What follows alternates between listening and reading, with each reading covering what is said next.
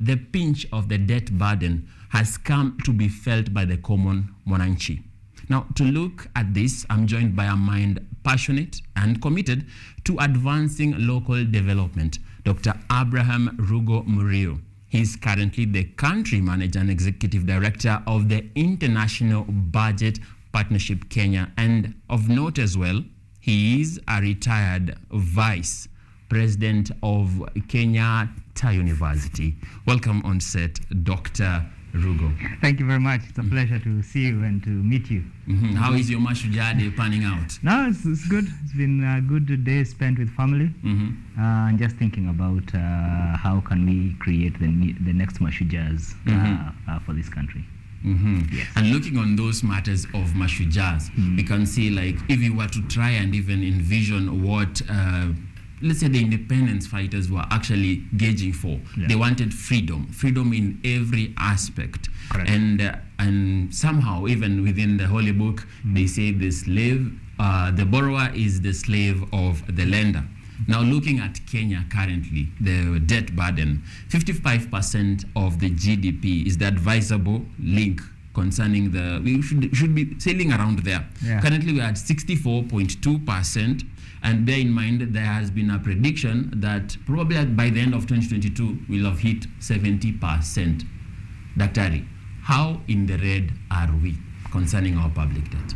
I think it's significant, and we are, I think, in the red of the reds because, when we think about public debt, and I think it's important for us to bring this down, when even you think about, so debt is the loans, is the amount that the government is owed for what it has borrowed for purposes of development.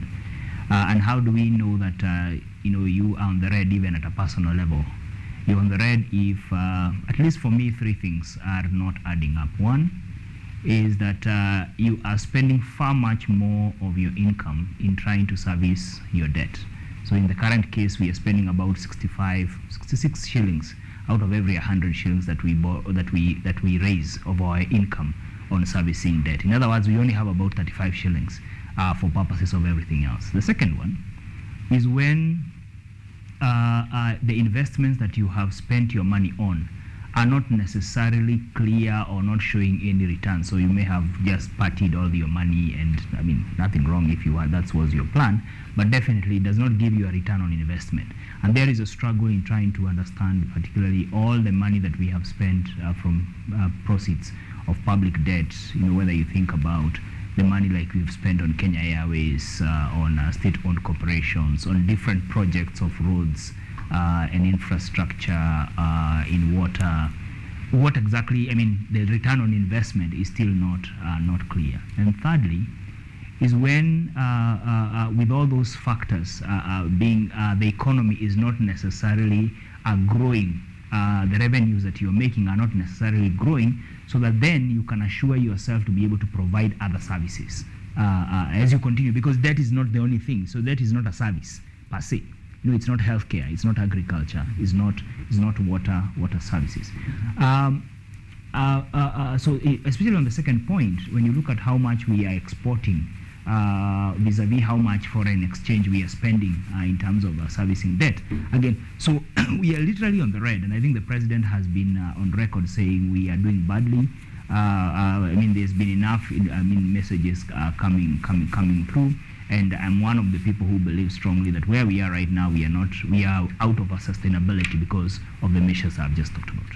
Okay, now, for every 100 shillings we earn, 66 is going to debt. Debt repayment. Correct. Now, looking at the fact that recently Treasury was very, very outspoken in saying that we have not defaulted in paying our premiums to the ones who we owe.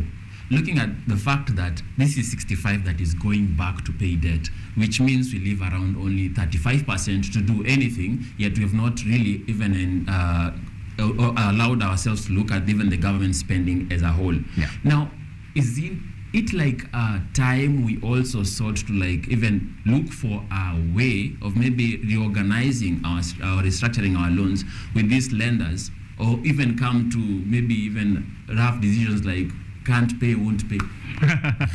No, I don't think we have the option of can't pay, won't pay, because what that does is that it sends a distress message to the economic, to the world market.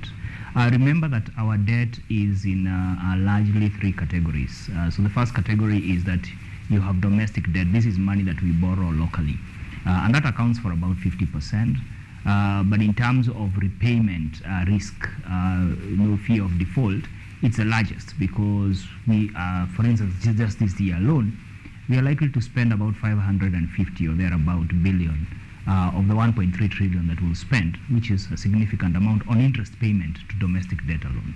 So that's domestic debt. Then the second one is that you have external commercial debt. This is debt that we have taken, for instance, the infrastructure bonds, the Euro bonds. This is money that basically we have borrowed from commercial lenders out there. And then thirdly is what we call the multilateral and bilateral kind of arrangements, money that we have borrowed from institutions, financial institutions, and government to government. Now, when you look across, the first two categories are the categories that are almost commercial. They are commercial in nature because, for instance, the domestic debt is issued through, commercial papers, treasury bills and treasury bonds for that purpose. The second category, again, as I have explained, these are commercial. They are high interest, almost, the type of unsecured kind of loans, as one would say. And then you have the last one. The last one perhaps is the easiest to negotiate a restructuring, the bilateral, but it forms currently the smallest portion of our debt. The biggest portion, about 50%, is domestic debt. Then you have another significant amount that is commercial external in nature, and then you have the multilateral and the bilaterals, as I've said. So I don't think we have an option of saying we will not pay, because that sends the wrong message, because we still need resources. But it is time to rethink and to reorganize, particularly how do we renegotiate, for instance, longer repayment periods, and then so that then we can pay smaller premiums, installments, as it were. For instance, this year alone, let me just give you an example. This year alone, we are going to spend about 1.3 trillion of the about 2.1 trillion that we will collect in revenues. What does that exactly mean? It simply means that if, with an income of about 210 Kenya shillings, 130 of that will go into debt repayment.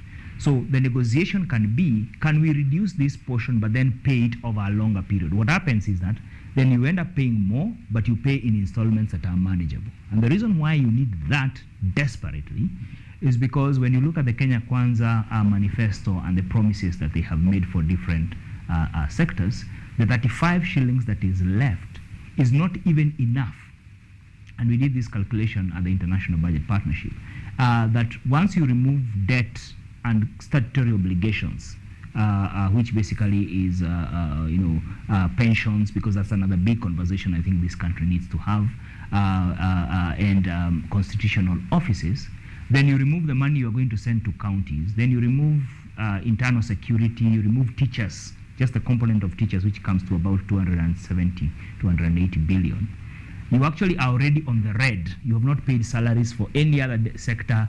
You already you have already cleared your income. And that's why I'm saying it is critical that discussion starts happening now, but knowing very well that any restructuring conversation is in and of itself a default of sorts, because you're saying I am not able to honor my commitment as per the agreement I made earlier, and therefore I'm requesting to pull it out. We had a window in 2021 when there was a window basically to renegotiate some but that window closed, and also because of the nature of us being a middle low income country, then it means there are certain privileges. This is difficult to say, but there are certain privileges that we don't enjoy that are enjoyed by poorer countries. So Kenya is no longer in that space. But this is a long answer of saying that conversation has to be held now, because then there is no other way to free resources. The other option, of course, the other alternatives, the other option is to raise taxes and start charging more taxes, raise more taxes. Already we are doing that. I don't think there is. The measure in which you can push that again further. And the third option is the difficult one, is to actually delay service provision, is to delay projects, is to delay certain programs that need to be done. So that's a long answer to say the options are not necessarily black and white. They're not as straightforward. It's a negotiation, it's a give and take, it's trade-offs. And looking at the fact that we borrow money, you'll clarify this to me, but I believe we borrow in dollars or rather foreign currency. Correct. So it means we are subject to fluctuations in the international market. Correct. So as I've said, it's important for me to clarify that 50% of our debt is in Kenya shillings because it's domestic. However, the highest percentage of the external borrowing is in US dollar. So in the last just about 4 or 5 months, our dollar equivalent, and of course it's followed by the euro, then by the pound, and I think then the Chinese currency, and I think Japanese yuan at the end. What that means is that with the fluctuation of just the dollar moving from 115 shillings, I think 113 shillings, 115 shillings, to currently 119, our debt already shot by 300 billion. Because that is the amount that we have in dollar form. So first of all, we are subject, of course, we are affected but we are affected in another way again, is that because of that, it means that we have a shortage of especially when we have less export than imports. In other words, we are not making more foreign currency in. It means we have to spend more Kenya shilling buying the dollar at a more expensive rate. So it's almost becoming a loss in that sense, and therefore servicing becomes very difficult because then it means that your foreign exchange is already there's a shortage. Remember, that's the same one you use to export fuel, the same one you use to buy a lot of the other products. That we import. So that's the current picture in terms of currency. And it is not a picture that is one that is very attractive. Rather, it's a worrying picture. And I'm going to ask you this now: what are the possible alternatives? Because we still need to meet our needs as a country, however much we're servicing these debts.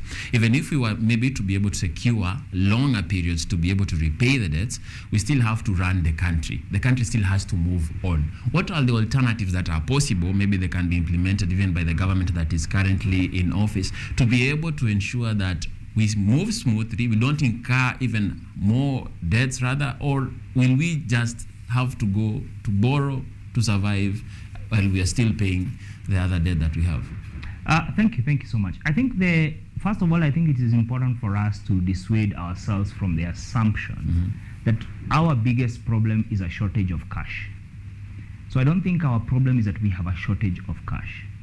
I think we are dealing with other problems that are not necessarily a shortfall per se. We are dealing with problems of theft of public funds. We are dealing with a problem of lack of accountability. We are dealing with a problem of lack of rule of law, our values that it define and inform, a critical discussion about even our own approach to development. And therefore, because when you have listened to the speeches even of the former president, Uhuru Kenyatta, there was a figure that kept moving around, which was quite curious, a figure of about 2 billion per day.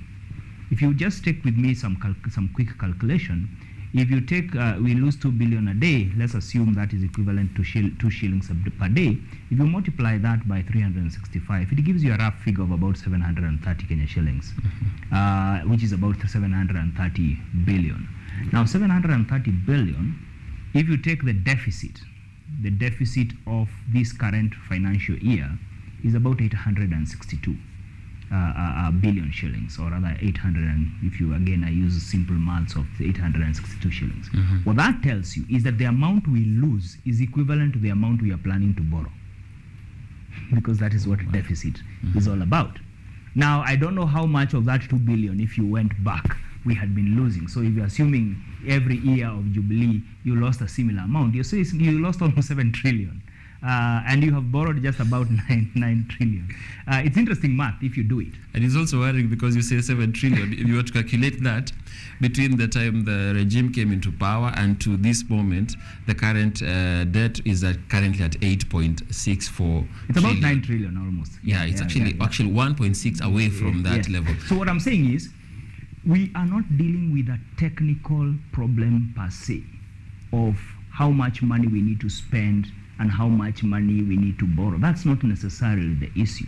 Is that you are dealing with other externalities about the governance framework, the value system, the accountability structure within which this money is being spent. Because it does not matter. You can borrow as much as you want, but if, the example of a leaking jerrycan, you can run to the, to fetch the water, you can run back, but as long as your jerrycan is still leaking, it doesn't matter how fast you run, and how harder you work. We can even increase our tax level, but if a lot of it is still going to be, it's going to pilfer, it's going to be lost. So unless we address the accountability problem, I feel that we are just going to be doing round, and circles. That's one. The second one is that indeed, there is need to rationalize public expenditure. They call it the whole process around fiscal consolidation. That's the word we use. That's a simple language. That is just a big word that simply means that we need to rationalize how we spend. Are we spending money for the rightful functions at the national level? Are we spending for the rightful functions at the county level? Or are we duplicating? The state-owned corporations, which spend about a third of our budget and also account for a significant amount of the money that is public guaranteed debt, whether you think about Kenya Pipeline, whether you think about Kenya Ports Authority, whether you think about all these state-owned corporations, are they fit for purpose? And are they efficacy? Already today there's been a discussion even about what to do with Kenya Airways, because every year we are bailing it out with billions of shillings. But that's just one example. So unless we work out the efficiency, we work out that we are spending for the rightful purposes, and what that does is that then it starts to show that perhaps our deficit is not the actual deficit. Perhaps the deficit is much more, because then the projects could be rationalized a bit more. Because I don't think it is possible for us to achieve the kind of development we want without a form of borrowing. Other countries also do borrow. But unless you address the rule of law, the efficiency, because in fact if you follow some of the stories around some of the money that has been borrowed, some of it even never got to the country, it got lost somewhere along the way. So for me, I think the conversation is beyond just the numbers. The numbers can easily be balanced, and anybody you talk to can easily tell you. Perhaps we can, but if we have we already have, a values problem, an accountability challenge about how we are going about these things, then it means that even if you today reduced the borrowing to a bare minimum, and you still are losing the kind of amount you're talking. 730 billion is almost equivalent to about 25%, a quarter of the budget every year. So for me, I see the solution not being just reduce the deficit, but we need to address these other very significant issues.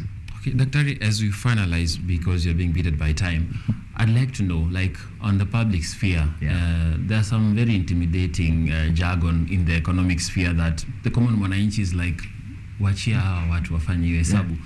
Something that they are rather not concerned about. Talking about now, coming back to your organization, or which you are the country manager currently, the International Budget Partnership Kenya. Now, among the things that I noted about the organization is that it's very, very key in ensuring there is a participation between the common mwananchi and the ruling class, and to be able to merge a difference and be able to even keep the mwananchi on toes on understanding what is happening on the public finance sphere. Tell me about this whole initiative and everything that you're doing to ensure the common mwananchi understands what is happening, so that next time we hear 2 billion is being lost, it's something to be concerned about, because when that report did come about, it just passed like the wind. We had it, shock and awe, then it was done. Yeah, I think first of all, I think it's important for me to emphasize that every Kenyan can participate in matters budgets. Budgets are not complicated issues. because budgets are about the priorities that a society chooses to spend its money and its resources on. I think it's important for us to also recall, whether borrowed or whether through taxation, every single shilling, every single cent that the Kenya government spends is your taxes. It is either your taxes now, and for instance, even as I speak, if you pulled out your token bill, if you've bought your tokens from Kenya Power anytime in the recent past, and looked just at all the items identified, charged there, you realize that more rates, more taxes are actually being charged than the service you're buying, called electricity. That's just an example. In other words, debt is future tax. So you're either ensuring your current tax is spent properly, or your future tax is spent properly. So our job is to basically make sure that materials around budgets are simplified, they are made accessible to the people. But I think there is a call that we have made, and I will make it even here, that all of us need to bother ourselves with how resources are being spent where we are. Resources around, for instance, there's a dispensary that is closest to you. Is it functioning properly? Do you know whether it has been allocated resources? Those are county function. The school where you take your children, the road that you use, all this is public information. In other words, we cannot fake ignorance for our lack of participation. And therefore, for us, we come from the point of belief that every Kenyan has the ability, has the possibility to be able to engage in budgets, and with the interest, then ours and many other organizations is to try and provide opportunities. When public participation is called, I know it's very easy to just say, no, nobody listens, nobody cares, but the truth is, at the end of the day, if you and myself and somebody else and 2, 3, 10, 15, 20, 30 Kenyans in every ward, in every village, woke up and said, we want to know how money is being spent in this ward. Those are even votes, if you are to think about how politicians think. They will be able to action on that. And therefore, public participation is not only a constitutional provision, but it's something that we must claim for ourselves, as sovereign citizens of this republic, and be able to ask questions. Because when more and more of us ask questions, then somebody is compelled to answer them. When more and more of us keep quiet, then it is assumed all is well and all is fine, and therefore, so that's the job we do at the International Budget Partnership Kenya, and we continue, and our website has quite a lot of materials around that, but we are also working to build an army, of budget champions, of budget facilitators across the country, so that then we can support communities and people who want to participate and to be involved in these spaces. Yeah. Well, that's all we have time for right now, and I'm grateful to you, Dr. Abraham, for coming up and actually being able to bring us up to speed concerning the matters on the public debt and the necessity for us to have an inclusive approach. We have an accountability as taxpayers to participate and to be part of the whole